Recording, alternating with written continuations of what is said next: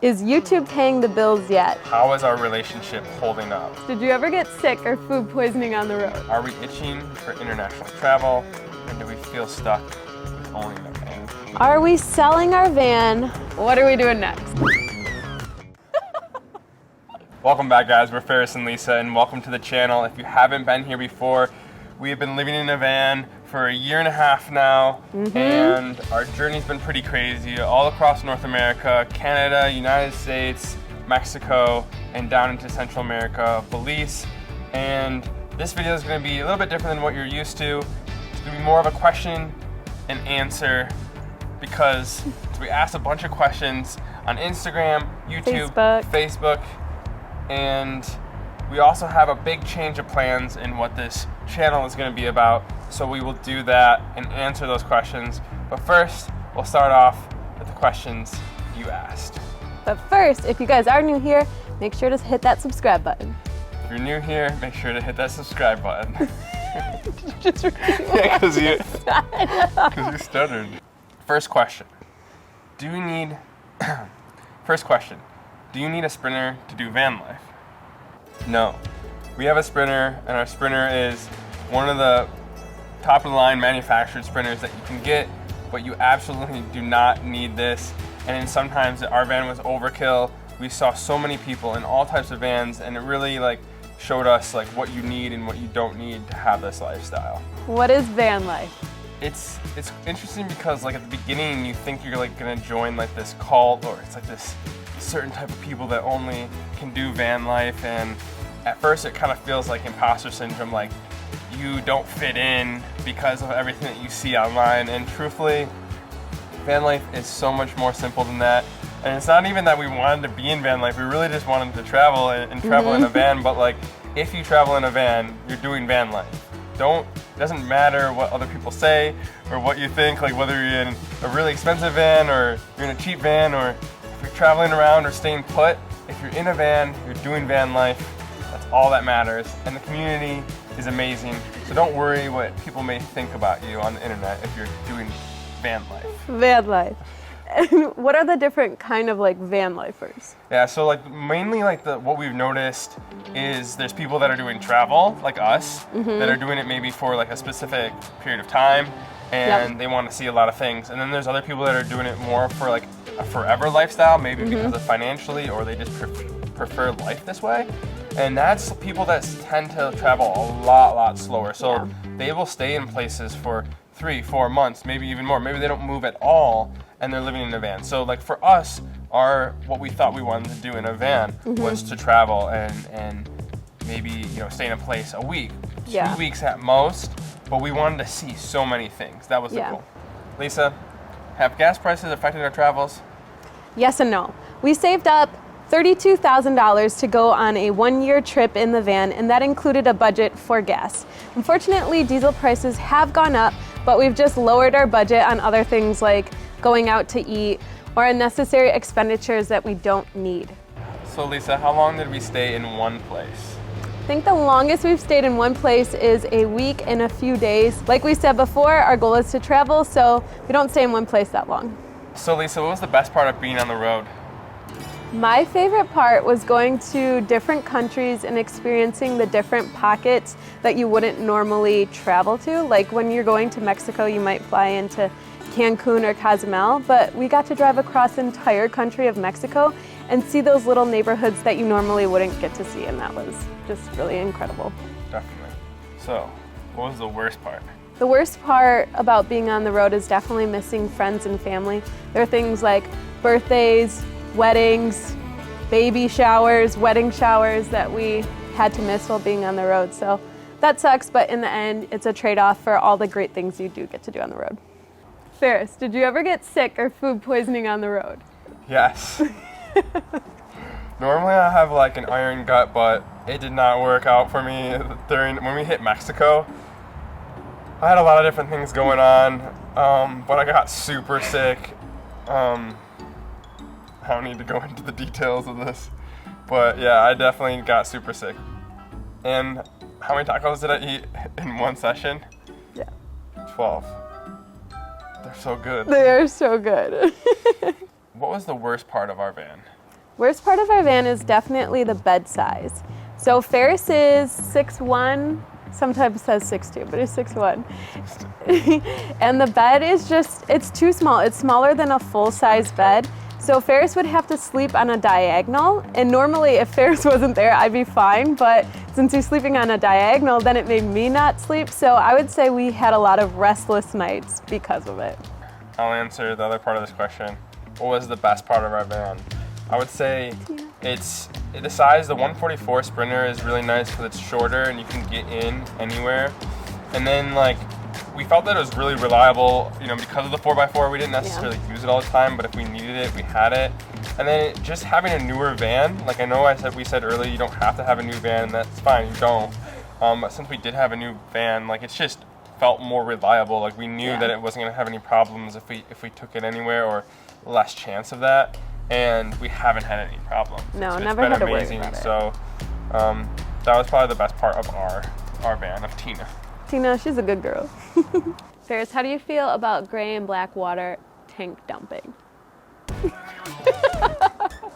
My general thing is like we try to never dump our gray water unless it's like in a specific area, or we're made sure that we use like biodegradable soap so that we know it's just like water and nothing that's harmful to the environment. Yeah. And then like the black water tank is just like, some people just fill it up with pee and then they feel comfortable dumping it anywhere, and I'm sure that's fine. But if you use anything else, and if you go number 2, or if you use toilet paper that's not biodegradable, you know, you just want to make sure that like you have the specific place where you're supposed to dump it, like an actual dump station. And so you're gonna find people that do different things. Just try to be like responsible with that. Yeah, I feel like we've always gone out of our way to find a dump station and be as eco-friendly as we possibly could. So this is one of my favorite questions we got. Do we ever get tired, and how do we manage burnout and stay excited about traveling? Sometimes it's tough, honestly. Like van life can be really hard and it can be exhausting. And I would say for us, one of the most exhausting parts is making YouTube videos and traveling in the van and traveling quickly. And that can be really hard. I think for me, I have to take personal time for myself, go read a book and slow down. What about you? Yeah, I think like the van life is like so different for everybody. Yeah. Like for the people that are not moving around a lot, or they have full-time jobs and they're not moving around and they're staying in certain areas, I think that's the way that you can slow down and still live in a van. For us, with travel being the priority, you're constantly looking for places to stay. Planning. You're looking for, you know, dump stations. You're looking for places to water. fill up water. You're never staying in the same spot. So there's a lot more into your day-to-day life that you don't have when you're, you know, living in a house and you have your regular routine. Our routine is different every day, and we're filming new things every day. So we definitely get tired. Managing burnout is one thing that like is very difficult to grasp here in van life. We've stayed pretty consistent on posting because we do enjoy it and we do travel. I think for us, you know, the traveling portion is what really like ignites us. Mexico put another like, you know, whole elevated it and like gave us a bunch of energy back, because that's what we set out to do. We love traveling, we love culture, we love trying new food, and that's what makes us excited and helps us sustain everything. I think if we just stayed in the United States, it might not be as exciting for what the type of travel that we like to do. This kind of like leads into the next question is, how is our relationship holding up? Honestly, Ferris and I don't think ever really fought for the first 5 years of our relationship, but I would say van life has tested us the most in our relationship. You have to be really solid. Communication is really important. Communication. Just understanding where each other is coming from. It's hard. I mean, like it's Lisa hard. had like I'm just like sporadic, and like he'll have energy, will be like sometimes, you know, up, sometimes down, and Lisa's more even keel. Yeah. So I think her riding my waves is like takes more of a toll. Whereas like, you know, when we're living at home, or, you know, like in a house, we were separated a lot more. Yeah, you have like your own thing. And in the van, which isn't like, this isn't for everyone, but both Ferris and I quit our jobs and we're doing YouTube together. So we're both passionate people who care so much about what we're doing, but our work styles are also so different.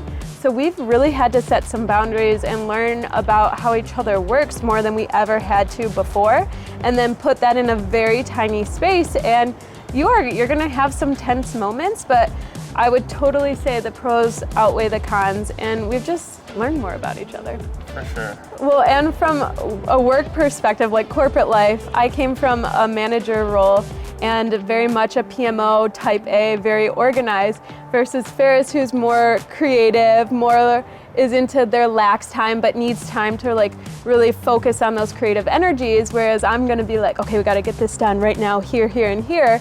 And sometimes that's a great balance, but also you just have to figure it out before you can reach that right balance.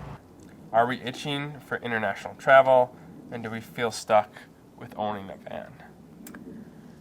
That is a hard question, because when we set out to do van life, it wasn't really our initial purpose. The pandemic really changed everything. Our whole goal was that we were saving up to do international travel. And we finally did reach that in Mexico, which was by far, I think, both of our favorite parts. I think there are some times where we feel, I don't know if it's necessarily stuck, but would we like to go on a plane and travel internationally? Yeah, I mean, I'd be lying if we said no. Yeah. So, speaking of international travel, what was your favorite country that we've traveled to before? If you don't know, we've traveled a decent amount 40 so countries. far, 40 countries. So, Yeah. What was your favorite country that we've traveled to prior? Oh, totally Jordan. I mean, we had so much fun in Jordan. It has all the pillars that we're looking for when we're looking for travel: culture, views, and food. That's what we're always looking for, and I think Jordan totally had that. People, yeah. Is YouTube paying the bills yet, or are we still going off our savings? No, YouTube is not paying the bills yet. I wish. We're still going off our savings, but as we said, we budgeted $32,000 for a year of travel. That's total for everything, all of our expenses. So no, YouTube is not paying for that yet. I mean, maybe we could push to try to make more money off YouTube, but that's not necessarily our goal. We really do just enjoy the community that we have and putting out the stuff that we want to put out. Ferris, favorite camera gear? We've been using the Canon R series lenses and cameras, and they've been great. They're mirrorless, so they're a little bit smaller, and they have flip-out screens, perfect for what we've been doing. And we've been using the same lens, the 15 to 35. This is the one that's on there for 90% of our shots. Yeah. 95, for everything. Are we selling our van? Are we upgrading or downgrading? So we finally got to the question that everyone's been wondering. Yes, we are selling our van, and we are not upgrading or downgrading at this time. We do plan to build our own van in the future. That is our goal, but we do have something else planned for this channel. We do want to have a van sometime in our life again, that's for sure. 100%. We loved having a van. We love the whole everything around it. But we would like to maybe build out a van in the future that suits us a little bit more and what our needs are. Something a little homier, a little personalized. Yeah. Something we built with our own hands. The one thing I would say we noticed with this van in particular is that it has everything that we absolutely want. But when you are living in something full time, it is it's a manufactured van. So every single one like this looks the exact same, and I think we felt like we didn't have that much of our own personality involved in it. Yeah. And we really just want to put ourselves to work and make our own thing. I think that's something that we also want to build skills like that on in the future. Yeah, totally. Not putting the Rebel down by any means. It got us everywhere, and we freaking love Tina, but I think we just need a little personalization. It's sad. I mean, we're for sure very sad.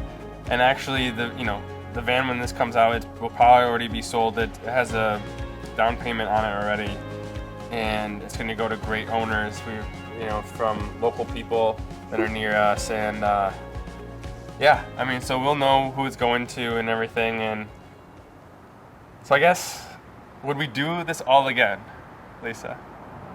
I would totally do this all again, but I would love to do van life in another country, especially Europe. I think would be amazing. Yeah. I think Lisa could live in a van for 5 more years, easy.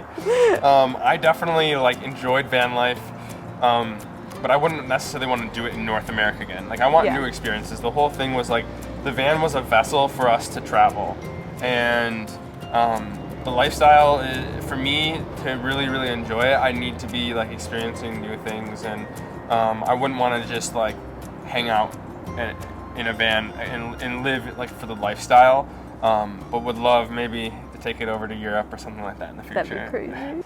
Okay, Ferris, for the final question, the one we've all been waiting for, what are we doing next? This is something that we've gone back and forth on for the last 4 months. I mean, it's a huge decision and a life-changing decision. We were like, you know, do we want to do international travel? Do we want to continue in our van and go to other places, go to Alaska? I want to go to Alaska. Do we want to get a different, you know, upgrade or downgrade or build out our own van? And this is something that's just been like really pulling at us. You know, international travel was the strongest contender, and it was something that we've wanted to do before the pandemic.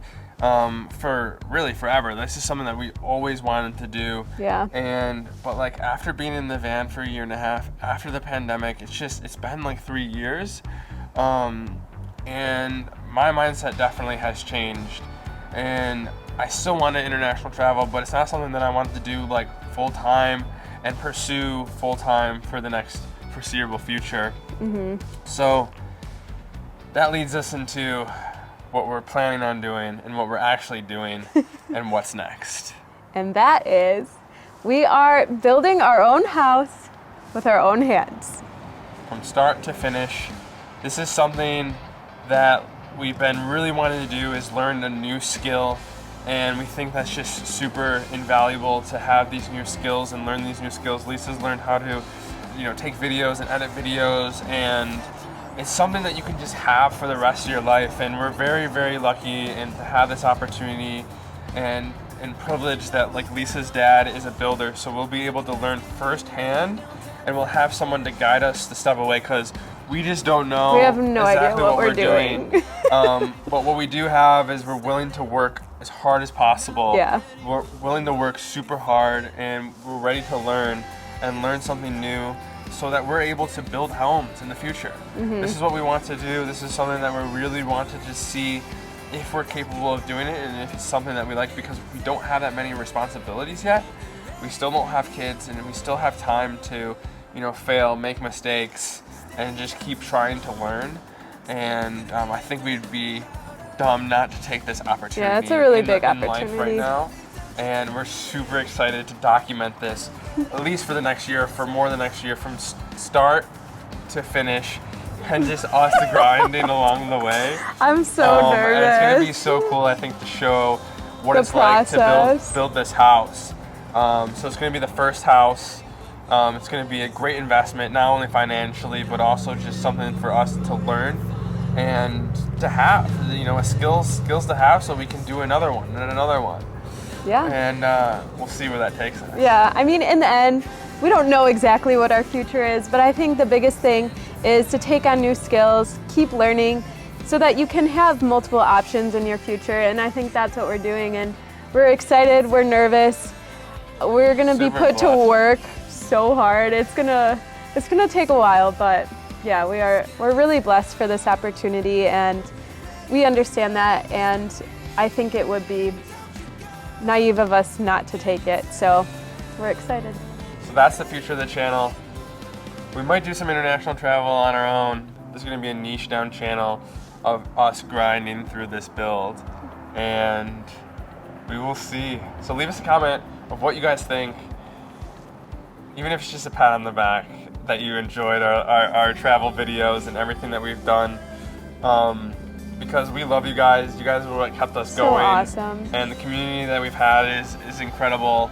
And we are so excited to start this and have something new under our belts. That's a huge opportunity, not something you get to do every day in life. So to be able to work with and learn from a parent is super huge. So crazy. This is our new opportunity, and we're signing off.